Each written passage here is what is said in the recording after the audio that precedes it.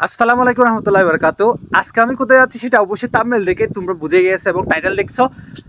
তো আজকে আমি যাচ্ছি আমার 1 বছরের জমানো 1 টাকা, 2 টাকা, 3 টাকা, 4 টাকা, 5 টাকা, 10 টাকা, 50 টাকা, 100 টাকা, এভাবে আমি যা পাইছি তা জমাইছিলাম আমার একটি ফাউন্ডেশনের মধ্যে।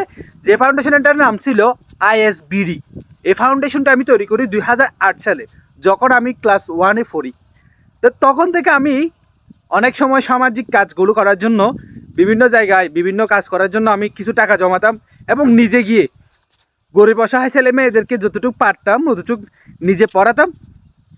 সো আমার আইএসবিডি ফাউন্ডেশনটির কাজ হচ্ছে কি, গরিব কোনো অসহায় মেধাবী স্টুডেন্ট থাকবে তাকে পড়ানো, সামাজিক কাজ করা, যেমন গাছ লাগা, তারপরে হচ্ছে কোথাও বেশি ময়লা আবর্জনা হয়ে গেলে রাস্তার মধ্যে সেটা পরিষ্কার করা।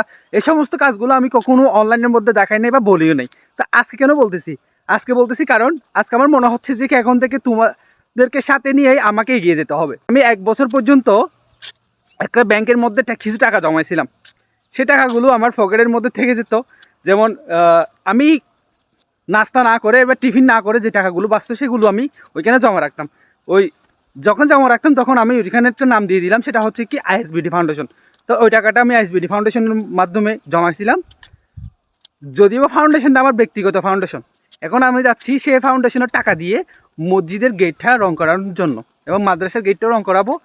এবং ইনশাল্লাহ তোমরা যদি আমার সাথে থাকো অবশ্যই আমাদের এই ফাউন্ডেশনটা অনেক বড় হবে এবং বিভিন্ন মানুষের পাশে দাঁড়াতে পারবো। তো চলো দেখা যাক মসজিদের গেটটা কীরকম আছে এবং কীরকম করা যায়। দোকানে গিয়ে যখন দোকানদারকে আমি কয়েনগুলো দিলাম, দোকানদার অবাক চোখে আমার দিকে তাকিয়েছিল। আমি বললাম, ভাই এই টাকাগুলো গুনে দেখেন এখানে কত টাকা আছে, আর আমার এই জিনিসগুলো লাগতেছে, রং, থিনার, ব্রাশ, এগুলো একটু যদি আমাকে দেন আমার খুব ভালো হয়। উনি কৌতূহল বসে জিজ্ঞাসা করতেছে এই টাকাগুলো ভাই আপনি কোথায় পেলেন? আমি বললাম এরকম এরকম ভাবে আমি টাকাগুলো জমাইছিলাম, আমি একটি সামাজিক কাজ করার জন্য এই টাকাগুলো জমাইছিলাম, এখান থেকে আনলাম। তারপরে তাকে টাকা দিয়ে আমি সেখান থেকে নিয়ে আসলাম রং, শীষ কাগজ, থিনার, আরো যাবতীয় যে জিনিসগুলো প্রয়োজন ছিল সেগুলো এনে বাড়িতে রাখলাম। তারপর দিন সকালবেলায় চলে গেলাম আমি মসজিদের দিকে। মসজিদের গেটটিকে প্রথমে শীষ কাগজ দিয়ে আমাদের পরিষ্কার করতে হবে, তারপরে আমাদের কাজ করতে হবে। ওইখানে আমি যাওয়ার সময় আমি পেয়ে গেলাম আমাদের এলাকার কিছু ছোট ভাই ব্রাদারকে। তাদেরকে যখন আমি বললাম যে আমি এরকম একটা কাজ করতে যাচ্ছি, তোমরা চাইলে আসতে পারো, তারা কোনো কিছু না ভেবেই আমার সাথে চলে আসলো। এরপর গিয়ে সবাই মিলে শীষ কাগজ দিয়ে সর্বপ্রথম মসজিদের গেটটাকে পরিষ্কার করলাম। শীষ মারার কাজ শেষ। এখন যারা হচ্ছে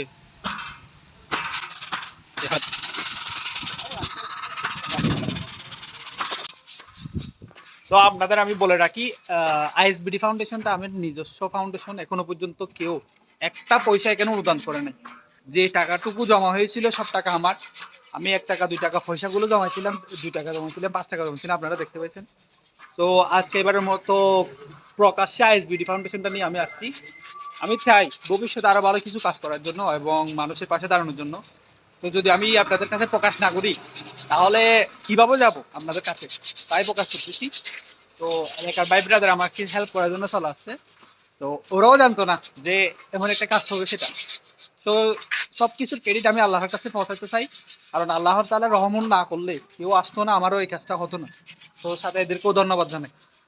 সত্যি বলতে আমি আগে জানতাম না যে কি একটা প্রাথমিক রং করাতে হয়, যে কোনো লোহার জিনিসের মধ্যে নাকি প্রথম একটা রং করাতে হয়। তো এটা আমি জানতাম না, রং করার আগে নাকি আরেকটা রং দিতে হয়। তো তারপর এটা আমি আমার এলাকার ছোট ভাইদের কাছ থেকে শোনার পর আমি বললাম ঠিক আছে, তাহলে প্রাথমিক রংটা করা দাও। প্রাথমিক রংটা করানোর জন্য যখন সবাই মগের মধ্যে রং টাকতেছিল, তখন আমি তাদেরকে বললাম সকাল থেকে তো কেউ কোনো কিছু কে আসো নাই, আমি তোমাদের জন্য কিছু সমোসা আনলাম, সেগুলো খাও। তো তাদের সাথে আমিও খেলাম। সকালবেলা শীতের মধ্যে গরম গরম সমোসাগুলো খুব দারুণ ছিল। প্রাথমিক রংটা করা শেষ হওয়ার পর আমাদের হেফজ বিভাগ এবং মাদ্রাসার ছেলেরা এসে জিজ্ঞাসা করতেছে এগুলা কে দিছে। আমি বলতেছি কোনো একজন দিছে আর কি। তারাও অনেক খুশি হলো। তারপর বলতে আমাদের মাদ্রাসার গেটটাও একটু রং করাই দিন। আমি বলতেছি অবশ্যই, কেন নয়, তোমাদের মাদ্রাসার গেটটাও রং করার জন্য রং আনা হলো। এরপর মসজিদের গেটটার সবুজ রংটা আমরা করাই নিলাম, বাকি রয়ে গেল লাল রং। এটা রেখে আমরা চলে গেলাম মাদ্রাসার গেটটাকে রং করানোর জন্য। গেটটাতে গিয়ে অনেকে অনেক রকমের পরামর্শ দিচ্ছে কিভাবে রং করা যায়, কোথায় কি কালারে দেওয়া যায়। এরপর সবাই মিলে একটা সিলেক্ট করলাম, সবুজ আর লাল। তারপরে সেখানে সবুজ আর লাল দিয়ে মসজিদের গেটটাও রং করে শেষ করলাম।